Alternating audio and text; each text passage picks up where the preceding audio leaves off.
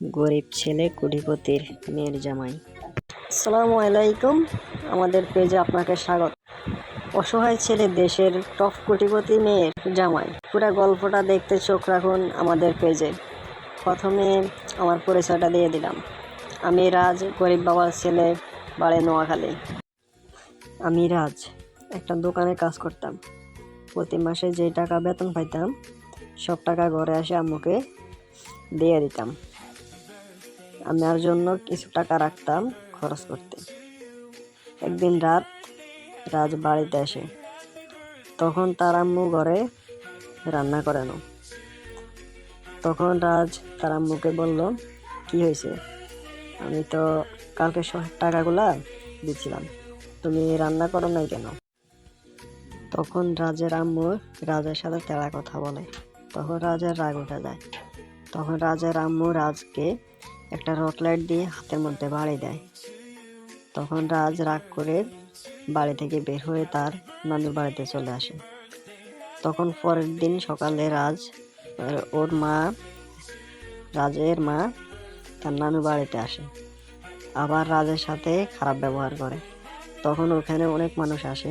আর তখন রাজের আম্মু যখন আবার রাজকে মারে, তখন রাজ তার মায়ের হাত থেকে লাঠিটা নিয়ে যায় জোর করে।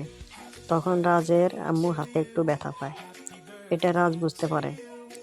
তখন রাজের একটা ভাবি ওকে তাদের ঘরে নিয়ে যায়। সময় তখন সকাল 10টা বাজে। রাজকে তখন তার ভাবি নাস্তা খাওয়াই বলে, মাথা ঠান্ডা কর, এখন তুই একটু ঘুমা। তখন রাজ ঘুমাতে গেল আর ভাবতে লাগলো, আম্মু কেন হঠাৎ করে আমার সাথে এমনটা করে? তার পিছনে কি কোনো কারণ আছে? আর সেই কারণটা কি হতে পারে? এগুলা ভাবতে ভাবতে কখন ঘুমাই গেছে সে নিজেও জানে না। বিকেলে 4টা বাজে ভাবির ডাকে রাজের ঘুম ভাঙে। ভাবি রাজকে বলল, তোর জন্য তোর আম্মু বিচার মিলাইছে, তুই নাকি তোর আম্মুকে মারছ। তখন রাজ তার বোনকে কল দিল। রাজের বোনগুলাও রাজের সাথে খারাপ ব্যবহার করলো। তখন রাজের আর বুঝতে বাকি ছিল না যে তার সাথে সবাই ইচ্ছা করে এমনটা করছে। তখন রাজ বাড়ির সাথে গেল আর দেখে বিচার করার জন্য ওদের চেয়ারম্যান, মেম্বার, এলাকার কিছু নেতা আর কিছু সম্মানীয় ব্যক্তি ছিল।